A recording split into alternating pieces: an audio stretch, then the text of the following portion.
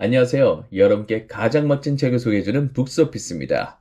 이번 책은 이것입니다. 바로 패트릭 브릭리의 나는 메트로폴리탄 미술관의 경비원입니다. 메트로폴리탄 미술관을 줄여서 메트라는 애칭으로 부르는데요. 브릭리는 이곳에서 경비로 10년 동안 일했습니다. 이곳이 어디냐고요? 엄청 큰 모든 게 다 있는 최대 미술관입니다. 뉴욕 동쪽 82번가에서 접근하여 정면을 보면 너무나도 압도적으로 큰 스케일을 한눈에 담을 수 없을 정도입니다. 84번가 쪽에 매트의 입구에는 예술의 신전으로 올라가는 대리석 계단이 있습니다. 브릭리는 경비원이기 때문에 계단을 타고 올라가는 게 아니라 짐 싣고 내리는 곳 그 사이드로 통해 들어갈 수 있는데요. 여기 경비부스를 지나 경사로를 따라 들어갑니다. 그리고 목공소와 플렉시글라스 등등의 가게를 지나고 보관시설 지나 드디어 매트의 경비원 500명 이상을 위한 탈의실이 나옵니다. 이곳에서 많은 동료들과 대화를 오가며 뻣뻣한 폴리에스테르 재질의 진한 파란색 정장을 입고 배정 사무실로 들어갑니다. 그곳에서 오늘은 H구역이야 하면 그는 이 집 들어갑니다. K1 구역이야 하면 그리스단 로마로 가게 되죠. 그가 가장 많이 배정받은 곳은 B구역 옛 거장 전시관, 영어로는 Old Master Paintings라는 구역이라고 합니다. 그의 홈 구역이라고 말할 수 있죠. 이곳에서 그는 8시간 또는 12시간을 서서 근무하며 멋진 고야, 렘브란트, 오른쪽에 보이는 루벤의 아내 헬레나와 계속 함께 시간을 보냈답니다. 매트에서의 경비원이 되는 멋진 점은 이 모든 긴 시간을 가지고 있고 원하는 방식으로 이런 생생한 존재들에 대해 생각하며 그 시간을 즐길 수 있다는 것입니다. 때로는 예술작품 속 사람들이 동반자, 같은 마을의 주민처럼 느껴지기도 했습니다. 매일 만나다 보니 그 주민들이 8,496명이라는 것도 알게 되었죠. 아기천사, 두장 관객, 개미크기의 곤돌라 사공까지 모두 포함한 주민들은 B구역의 596점의 그림 속에 살고 있으며 그에게 많은 살아있는 영감을 주었습니다. 그런데 그는 왜 이곳에서 일을 하게 되었을까요? 그의 이야기를 들어봅시다. 작가 브릭리는 어머니의 영향을 받았습니다. 대학 때 부전공으로 미술사를 공부했고 시카고 극단에서 배우 생활을 했던 어머니는 미술에 대한 사랑을 작가의 형인 톰, 누이인 미아, 그리고 브릭리에 전했습니다. 1년에 몇 번씩은 꼭 미술관으로 모험을 떠나기도 했습니다. 어머니는 아이들이 마치 도둑질을 준비하는 도굴꾼처럼 가장 마음에 드는 그림들을 고르고 살금살금 걸어다니게 했습니다. 어린 브릭리에게 멋진 미술관의 작품들은 말로는 형용할 수 없는 아름다움을 갖게 했습니다. 브릭리는 11살 때 가족들과 뉴욕 메트로폴리탄 미술관으로 처음 여행을 갔습니다. 그곳에서 브리얼의 1565년의 작품 곡물수학을 보았고 예술만이 가진 근본적 아름다움의 힘에 끌렸다고 합니다. 어떤 예술에 대한 교육도 아름다움을 표현할 언어를 몰랐음에도 말입니다. 그는 말합니다. 그림의 아름다움은 언어적인 것이 아니라 물감과도 같이 과묵하고 직접적이며 물체적이어서 생각으로 번역하는 것조차 거부하는 듯했다.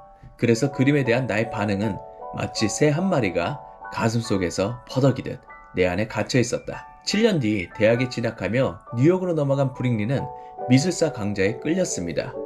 강의실에 불이 꺼지고 슬라이더 프로젝터가 웅웅거리며 살아나면 스크린 위로 성당들, 이슬람 사원들, 궁전들과 같은 세상의 모든 웅장함이 슝슝슝 나타날 때마다 그는 늘 설레는 시간들을 보냈죠.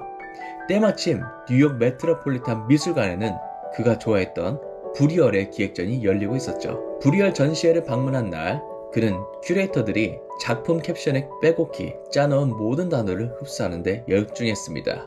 첫 방문에서 곡물수학을 보고 멍해졌던 느낌, 유치하고 심지어 바보처럼 여겨지기까지 하는 반응을 넘어서 앞으로 나아갈 준비가 됐다고 생각했습니다. 세련되어지고 싶었던 그는 적절한 학문적 도구를 갖추고 최신 용어를 익히면 예술을 제대로 분석하는 법을 배울 수 있고 따라서 예술을 대하는데 부족함이 없으리라 생각했습니다. 소리 없는 아름다움에 대해서 그는 그의 느낌을 자유롭게 표현해줄 언어를 찾고자 노력했습니다. 졸업 후 그는 뉴욕 중심가의 42번가 브로드웨이의 고층 빌딩에서 화려한 직장 생활을 했습니다. 뉴요커 매거진에서 일을 했죠.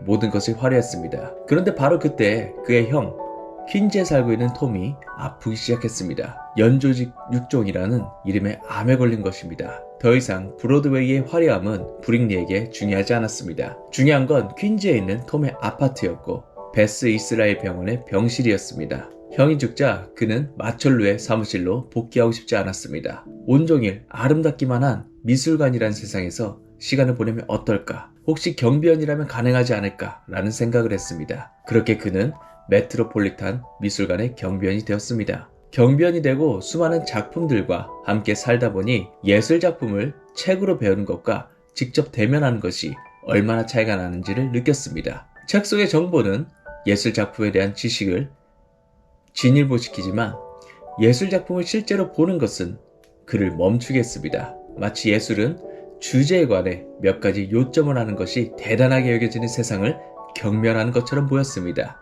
요점이야말로 예술이 절대 내놓지 않는 것이며 예술작품은 말로 단번에 요약하기에는 너무나도 거대한 동시에 아주 내밀한 것들을 다루는 경우가 많았습니다. 오히려 침묵을 지킴으로써 그런 것들에 관해 이야기를 하죠. 이와 같이 아름다운 것들과 함께 시간을 보내면서 브릭리는 예술작품을 감상하는 자기만의 방식을 갖추게 되었습니다. 우선 그는 작품에서 교과서를 쓰는 사람들이 솔깃해할 만한 대단한 특이점을 곧바로 찾아내고 싶은 유혹을 떨쳐냈습니다. 뚜렷한 특징들을 찾는데 정신을 팔면 작품의 나머지 대부분을 무시하기 십상이죠. 프란시스코 데 고야가 그린 초상화가 아름다운 까닭은 그의 천재성을 반영한 특징들 때문이기도 하지만 색채와 형태, 인물의 얼굴, 물결처럼 굼실거리는 머리카락 등이 아름답기 때문이기도 합니다. 다시 말해 이 다양하고 매력적인 세상의 속성들이 훌륭한 표현 수단 안에 모아졌기 때문입니다. 모네는 시각으로는 길들일 수 없는 세상의 모습을 그렸고 에머스는 이를 눈부심과 반짝임이라고 표현했습니다. 이 그림의 물결 속에서 흔들리며 녹아내리는 수백만 개의 아롱진 반영들이 바로 그것입니다. 우리는 유용한 정보를 얻기 위해 위협적이고 산만하게 쏟아져 들어오는 주위 자극들은 무디게 만들거나 아예 무시합니다. 모네의 그림은 우리가 이해하는 모든 것의 입자 하나하나가 의미를 갖는 드문 순간들 중 하나를 떠올리게 합니다. 산들바람이 중요해지고 새들이 기저귀는 소리가 중요해집니다. 아이가 옹알거리는 소리가 중요해지고 그렇게 순간의 완전함, 심지어 거룩함까지도 사랑할 수 있게 되죠. 또한 예술을 흡수하는데 오랜 시간을 보내게 되면서 브릭리는 수동적인 태도로 매트와 매트의 소장품들을 일종의 보이지 않는 눈으로 관찰했던 태도에서 좀 더 적극적인 태도를 취하게 되었습니다. 예술과 씨름하고 나의 다양한 측면을 모두 동원해서 그 예술이 던지는 질문에 부딪혀보면 어떨까? 예술을 경험하기 위해 사고하는 두뇌를 잠시 멈춰둔 뒤 다시 두뇌의 스위치를 켜고 자아를 찾아보는 것도 좋지 않을까? 그렇게 하면 더 많은 것을 배울 수 있지 않을까? 그렇게 정말로 작품을 즐길 수 있게 된 것이죠. 작가 브릭리가 예술에 대한 모습을 읽으면서 저는 이렇게 이름을 붙여보았습니다. 에피파니적 감상. 그리스 단어 에피파니는 원래 신의 방문을 뜻하는 말이었습니다. 이제는 깨달음을 의미하고 있죠.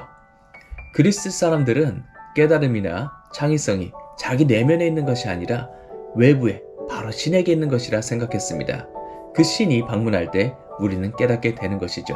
오디세이에서 지혜의 여신 아테나에게 자신감과 영감을 회복해야 할 때마다 오디세우스가 나타났던 것처럼 말입니다.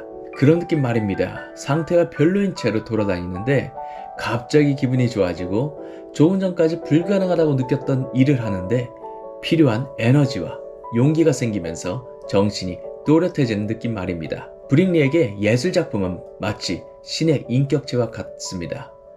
과거에는 자신이 알고 있는 익숙한 관점으로 예술작품을 이해하려고 했다면 이제는 예술작품을 바라보고 있을 때 예술작품이 먼저 그에게로 다가와 영감을 주고 깨달음에 이르게 하는 질문을 주는 것처럼 말입니다. 이런 에피파니적 감상은 이 책의 구석구석에서 찾아볼 수 있답니다. 브릭리는 매트의 경비원입니다.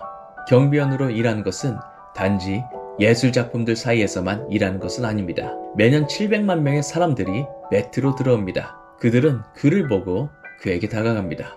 다가가기 쉬워 보이는 짙은 파란색 정장을 입고 있으니까요. 그들은 그에게 모나리자를 묻고 공룡을 묻고 또한 이런저런 것들을 소개해달라고 묻습니다. 그는 그들에게 우리는 여기서 예술에 대해 배우기 위해 왔지만 또한 여기에서 예술로부터 뭔가를 배우기 위해 왔다고 말합니다. 학생들에게는 너희는 예술작품이 제기하는 이 큰 질문들과 삶이 제기하는 질문들에 대해 의견을 말할 자격이 있다고 말합니다.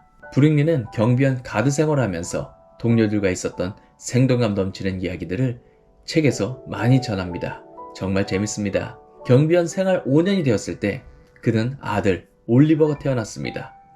산부인과 진통이 온 바로 그 시간에 딱 맞춰 나타난 그의 담당 의사는 다름 아닌 싱 박사였죠. 지구역 싱 대장, 아들 자랑을 하도 많이 한 싱 대장의 바로 그 아들이었죠. 3개월 출산 휴가 후 복귀하자 그는 동료들에게 큰 축하를 받았습니다.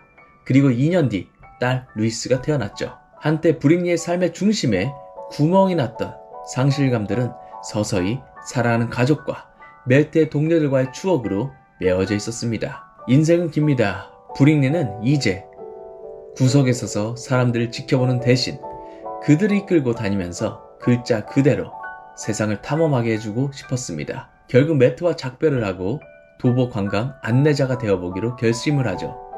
봄이 오고 일을 시작한 날짜가 다가오면서 그는 가이드를 하기 위해 조사하고 투어 내용을 적고 그것을 사람들에게 들려줄 준비를 하며 정말 신났습니다. 이야기를 하는 일, 정말 그만의 것을 만드는 일이었죠.